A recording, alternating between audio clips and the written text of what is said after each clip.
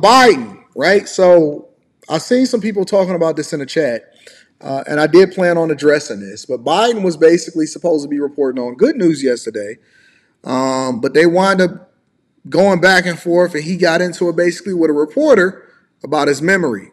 In addition to that, Biden specifically was addressing his possibility of closing off the borders in order to prevent the migrant crisis from continuing to be a threat on U.S. soil. Let's get into it, y'all. Make sure you hit a like for the algorithm, subscribe to the channel, turn on your notifications. Also, teach Hanley 30% off your first order plus a free gift. And make sure you tap into the Patreon. We got Stock Club coming up. Link is in the description as well as pinned to the top of the chat. Let's get to it. Let's talk about the border right now, because just one day after Senate Republicans blocked a border security bill, there's word that the White House is preparing for a plan B. Two U.S. officials tell NBC News that President Biden may take executive action to address the border crisis, including efforts to stem the flow of migrants. Now, that number hit a record high back in December, with Customs and Border Patrol reporting more than 10,000 crossings per day. NBC News Homeland Security correspondent Julia Ainsley joins us with more. Julia, look, you are so well sourced on this topic. How much of an impact could an executive action have? And is that sort of an admission that we can't solve this problem without legislative help?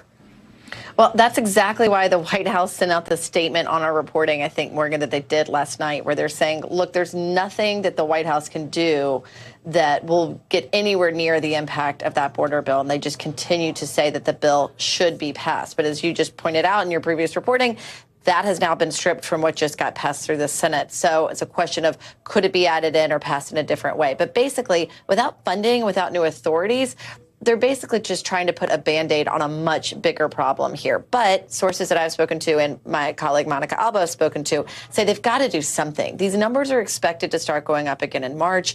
Going into an election year, this is becoming a really big issue. Some people who didn't care a whole lot about immigration or indifferent about people coming into our country, it's now starting to be an issue they care about. And the White House wants to act, but it probably won't go as far. Imagine the person that's in charge of the entire country, the leader of the free world. Imagine the president of the United States saying, I may take action to stem the flow of migrants crossing the border. I might enforce the laws that's already on the books. I'm thinking about getting to it depending on. Imagine the leader of the free world saying that they thinking about doing something as far as stemming the flow of migrants that's crossing the border. Imagine the very person that said that they are never, ever during their presidency going to institute another piece of border wall, and then they name Kamala Harris the border czar, saying that they thinking about getting to the border issue, even though we literally have millions and millions and millions of migrants that can go to TikTok and find out exactly where it is that you can cross over into the country without any kind of prevention at all.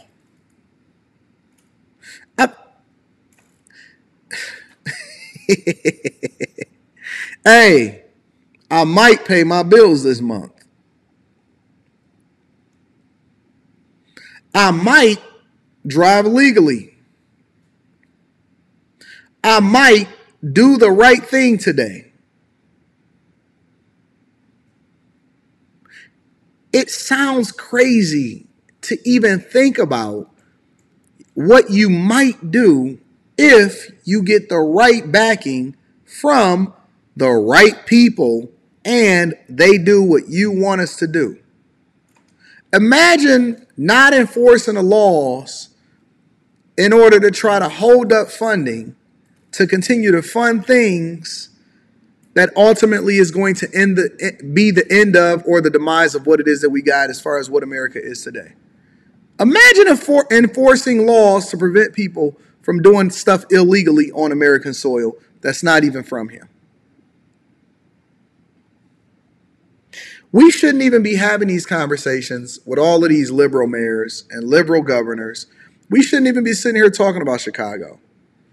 All this did was basically expose and show the hand of all of the people that do not have the best interests of this country at heart. But I will say this, though. it didn't really expose them as much as it exposed the American people. Because remember, you guys voted for this. And no matter what, you always going to vote Democrat in these certain cities, in these blue cities, despite the fact that they're displacing you, despite the fact that your schools are failing, despite the fact that they now have no... Look, I was talking to a teacher. I was coaching a teacher. And one of the reasons that they sent me a coaching call, or they booked a coaching call with me, is because they wanted me to help them craft a plan that allowed for them to have a completely different career, because they were strongly trying to get out of being a teacher. And they said that, most of these schools are woefully understaffed. The teachers don't want to be there anymore. Teachers have always known that they've, in a larger capacity, been underpaid, but they had been okay with it because they loved what they do. And so if you can, at the very least, create an environment where somebody loves what they do and they love impacting and helping people, that's a good thing. Until we can figure out how it is that we can bring your pay and your salary to be commensurate with your value, right? And so they was like, yo, Anton, I'm looking to get out of here. I said, why? They said, Anton, it's just so bad. It's so bad. They said, it's not bad. I've talked to this person. I'm thinking about going over to this particular school in this environment. They said, it's not as bad over there, so maybe I'll be able to endure over there. They said, but Anton, it is so bad. It is so bad in these schools. I said, wow, that's crazy. That's crazy. Did you know in some environments, they are now requiring teachers to be bilingual in order for them to even be able to get a job, as though we don't already have a shortage of teachers in the first place? Why? Because a lot of the students that then get enrolled into these schools don't even speak English. No hablo inglés. And the president might. He's thinking about it. He's considering it. It's a strong possibility that he's going to fix it. Now, we got people in the chat, and make sure that y'all don't time them out or anything like that, because they're not being disrespectful. They're just giving their opinion. They disagree with me, and that's fine. That's fair. They disagreeing with me to their own demise. Not even to their own demise, because you old. Listen, most of y'all that's out here stuck in y'all ways, you washed up, fam. You washed up. And that's why you don't care. That's why you don't vote. That's why Houston had less than an 8% turnout rate when they voted in their mayor. You stuck in your ways. You old, you bold, you crippled, you need a hip replacement. You think that Social Security, listen, it ain't even gonna matter, because you're gonna be living van life. Did you get your van? Did you buy your van yet? You're going to be living van life, so we ain't even gotta worry about it. We not gonna trip about it. You going into van life very, very soon. You ain't got enough money to be able to bridge you between here and there. You're not a bag chaser. You're not doing the thing that's in your own best interest. You continue to vote the way that you vote. You're waiting on California to give you reparations. Huh? So it ain't even gonna matter. You think that you trying to finesse disability. You trying to figure out how you can throw a weight on your foot so you can be out, so you can be laid up in the bed and being a single baby mama. And you a whole man. You a man that's trying to be a single baby mama. We ain't even got to worry about it. We not going to even sit here and negotiate. I know that you not even doing the thing that's in your own best interest. Your mama, Section 8 housing. You trying to get a food voucher. Your baby mama is selling her EBT for 25% off, and she might throw in a little bit of Gawk 3000 on top of it in order to get the cash, and they want to translate it so that they can get some free groceries. They leveraging the taxpayer dollars in order to go and sell their EBT card, and they going to get you some free gas on top of it. Your nephew is scamming. Yes, your nephew is scamming. Your nephew's girlfriend is setting dudes up. And it don't matter anyway, because it's a strong possibility half of these niggas is, let me be quiet. Half of these people is over there in Atlanta, and they driving around in the daytime because they ain't got no job anyway. So we ain't got to worry about it. Hey, hold on. Maybe this migrant crisis isn't such a bad thing. Maybe the migrant crisis isn't such a bad thing, because at the very least, I know that the roads is going to be clear, because somebody going to be going to work in the morning. Somebody going to be going to work in the morning. At the very least, they ain't going to be hanging out in the daytime talking about, I ain't got nothing better to do, what's going on. And obviously, listen, this ain't for everybody, but if the shoe fits, wear it. Ain't you tired? Ain't you tired of being poor and broke? Ain't you sitting here tired of going against every single thing that I say? You know, after hours last night, it was a dude that called up to debate me just because he was bitter about losing an argument in the past. And I said, you watch every day to try to figure out a way to beat me in a debate instead of trying to understand why it is that I'm telling you what it is that I'm telling you. That is female energy. That is feminine energy. That is feminine energy. Every day you sit here and you work on yourself in the mirror by yourself to try to figure out how you can beat me in a debate. Not because you're trying to understand why I'm saying what I'm saying, but because you don't want to lose, and so you holding on to the thing that I said to you before. Come on, man, we got to get over that. I don't even remember the conversation. He had to remind me, yeah, because I remember yesterday, about a year ago, we was over there. I said, fam, you got to let that go. You got to let that go. Because that's similar to the people that went on Ricky Lake and Maury and all of that. And they used to say, yeah, you dissed me in high school. You used to think that I was not, but now I'm hot. And then the person come up there and they be like, what's your name again? I don't even remember you. So you let this person live in your head rent-free for the entirety of your life, only to come back and them not remember you, and they still probably doing better than you. I used to be an ugly ducking, and now I'm bussing. Come on, family. Come on, y'all. Look, the only thing that matters is whether or not you're more successful. You still stuck on stupid.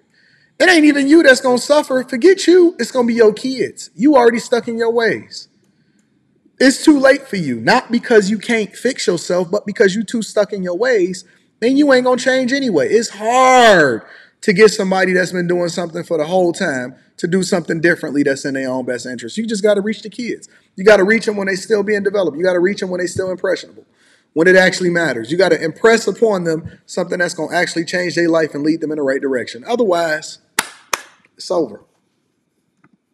You know, you describe sort of the system and the back and forth here, but I know that you mentioned there was a 50% drop in crossings between the record high that we saw in December and just as January hit. I mean, what changed? How did you see a drastic drop to that degree? Well, one of the reasons the numbers were so high. And Listen. Look at Eduardo. Listen, Eduardo Mendez. Dude, Biden and Trump are not the answer. Eduardo, let me ask you a question. Are you watching this on an Obama phone? All jokes aside, I'm not kidding. Do you have your green card, Eduardo? Eduardo, do you have your green card?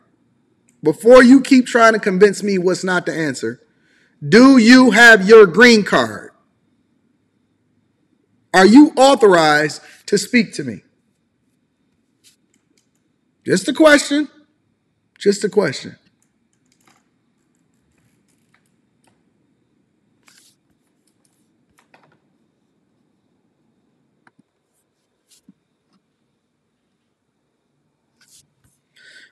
Anyways, let's spin the block. We're going to address. So in addition to Biden speaking on Eduardo, that was just a little jokey joke. Don't take it too serious.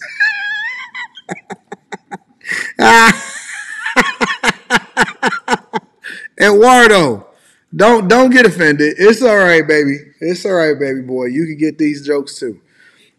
Anyways, but Biden on the flip side was asked from a reporter because he's basically defending himself from being too old. Check this out. This report should have been good news for President Biden. The special counsel said no criminal charges were warranted. But then there was the bad news. The report also said the president suffers from a faulty memory and, quote, has diminished faculties in advancing age, unquote. The president called a news conference with 15 minutes notice and faced some tough questions.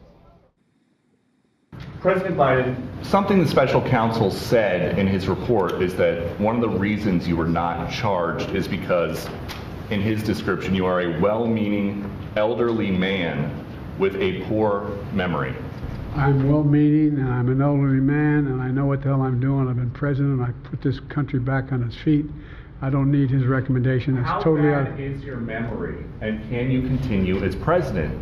My memory is so bad I let you speak. Honestly, he genuinely sounds like he's trying to hold it together every day. He looks older and older every single day.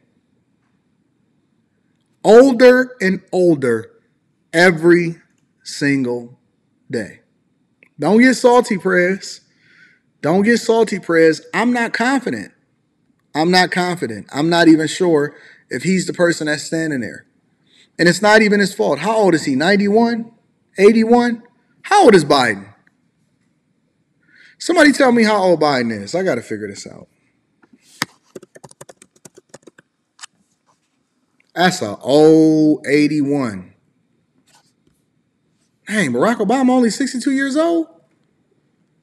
When did he become president? When he was 47? That's a old 81. He don't even look like he all there. That's to be honest with you. Biden defended himself after special counsel Robert Hur put out a 345-page report. It said Biden willfully shared and retained highly classified information when he left office as vice president. Some of the documents were kept in the garage and offices of his homes. But the special counsel also said the president has poor memory and that during his interview with FBI investigators, Biden, who is 81 years old, couldn't even remember the year his son Beau died.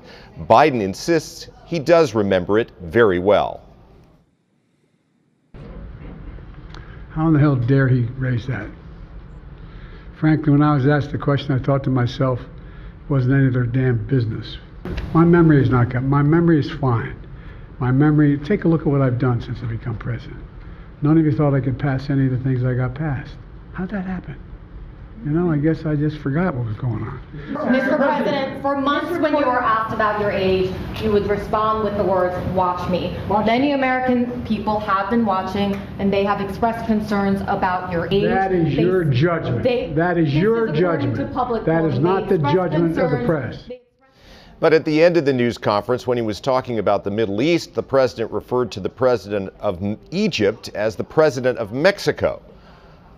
Biden's lawyers this morning are defending him. They call the special counsel's report unfair. In a statement, they write, the president's inability to recall dates or details of events that happened years ago is neither surprising nor unusual. So I do think that he's old. When I see him tripping up the steps on a regular basis, when he was referring to the different countries in the wrong way, I mean, it can happen to anybody, right? It could be a mistake when I forget to hit the mute button half the time. However, he just honestly just looks like he's getting older and older every day. Like if somebody, I remember when Bush was in office and he was speaking somewhere and somebody tried to throw a shoe at him. Listen, he looked like he was Neo from the Matrix. He was so focused. He was ducking and dodging. And that dude took off both shoes and he tried to throw him and hit Bush in the head. And Bush laughed. He laughed at him. I don't know if y'all ever remember that video. Have y'all ever seen that video where Bush almost got hit in the head with the shoe and he ducked and dodged that stuff? Y'all don't remember that? Let me see if I can find that. I thought that was the best video that I had ever seen in my entire life. Yo, of all of the things that he did, the second Bush, I said that boy is quick on his feet. Of all the things that he did, he was quick on his feet. I don't think that Biden can do that.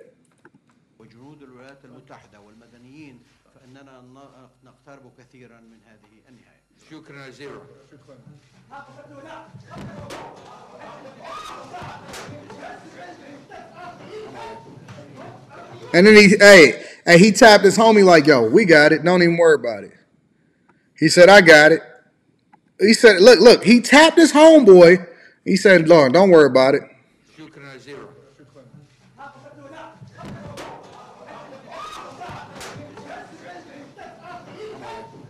He said, I'm all right. He said, I'm all right. I got it. Don't even worry about it.